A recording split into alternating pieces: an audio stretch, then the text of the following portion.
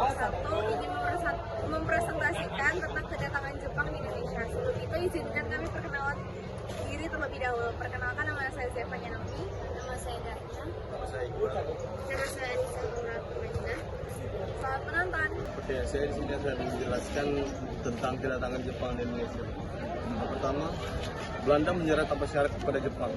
Serangan Jepang ke Hindia Belanda terjadi pada 11 Januari 1942 dengan pendaratan pertama di Tarakan, Kalimantan Timur. Pada Februari 1942, Jepang menduduki Pontianak, Banjarmasin, Makassar, Palembang, dan Bali. Penduduk Palembang dianggap strategis karena letaknya di antara Batavia yang menjadi pusat kekuasaan Belanda dan Singapura yang menjadi wilayah kekuasaan Inggris. Di daerah Jawa, Jepang pertama kali mendarat di Banten, kemudian Indramayu, Karagan, Rembang dan Tuban, dan Surabaya. Pada Maret 1942, Jepang menyerang Batavia dan Bandung. Sejak 9 Maret 1942, Indonesia menjadi daerah kekuasaan Jepang. Tujuan Jepang menyerang dan menduduki Hindia Belanda adalah menguasai sumber daya alam, terutama minyak bumi, gunanya untuk mendukung industri kampanye perang Jepang. Jawa dirancang sebagai pusat seluruh operasi militer di Asia Tenggara dan Sumatera sebagai sumber minyak utama. Gubernur Jenderal Hindia Belanda, Terjun Van Starboord dan Jenderal Hen Korten tidak berdaya menghadapi serbuan kilat Jepang. Belanda pun menyerah tanpa syarat di Kalijati, Subang, Jawa Barat pada 8 Maret 1942 kepada Letnan Jenderal Hitoshi Imamura. Jadi, kedatangan Jepang ke Indonesia awalnya disambut baik oleh para tokoh nasionalis kita seperti Soekarno, Hatta, Ki Hajar Dewantara. Namun, sebagian dari tokoh itu bersikap hati-hati akan pergerakan ekspansionisme Jepang karena ada unsur fasisme di dalamnya. Meskipun demikian, secara umum ada perasaan optimisme yang ada pada masyarakat Indonesia karena dianggap kedatangan Jepang akan membawa kemerdekaan. Nah, ada 5 unsur yang melandasi perasaan optimisme tersebut. Yang pertama, menyerahnya Belanda terhadap Jepang dianggap sebagai akhir dari penjajahan dan dimulainya era baru bersama Jepang. Alasan ini diperkuat juga karena Jepang mengumandangkan propaganda pergerakan 3A pada 29 April 1942, yaitu Nippon Cahaya Asia, Nippon Pelindung Asia, dan Nippon Pemimpin Asia. Bahkan, pergerakan ini diketuai oleh salah seorang tokoh pergerakan nasional, yaitu M.R. Syamsuddin. Kedua, Jepang berjanji jika memenangkan Perang Pasifik, maka bangsa-bangsa di Asia akan mendapat kemerdekaan. Ketiga, yaitu sejak awal kedatangannya Jepang sudah membahas tentang akan diberikannya kemerdekaan secara bertahap bagi bangsa-bangsa Asia. Keempat, Jepang bersikap simpatik terhadap tokoh pergerakan nasional, misalnya membebaskan para tokoh yang ditahan dan dibuang pada pemerintahan Hindia Belanda.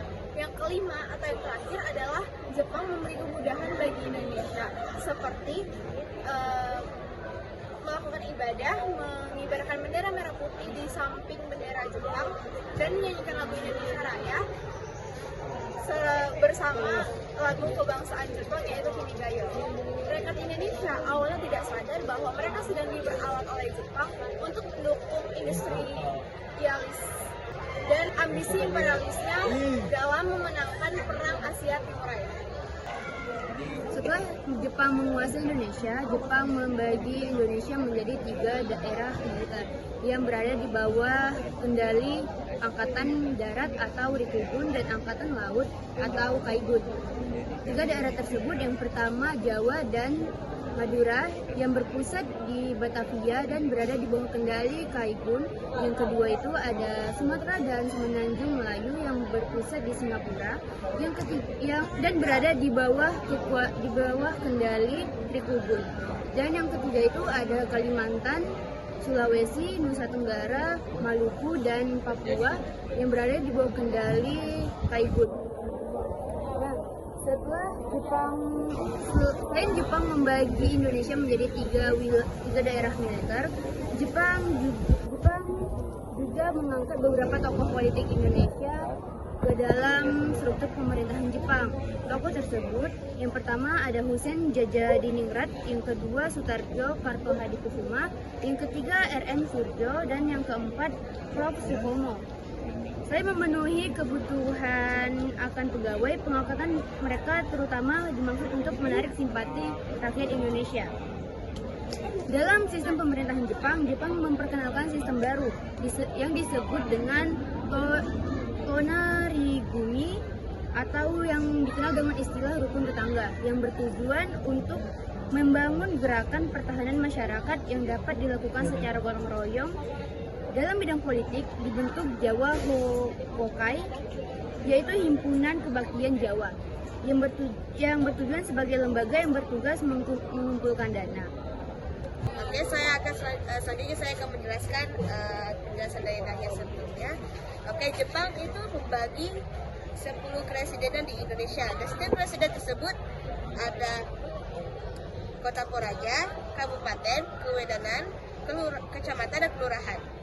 Dan untuk rangka dan pekerjaan itu Jepang membuat sebuah organisasi yang disebut Romukyokai. Nah, Romukyokai ini adalah ngasah kerja Romusha, yaitu tenaga kerja biasanya yang diupah gitu. Tenaga kerja mereka juga yang biasanya mengurus dalam proses pembangunan.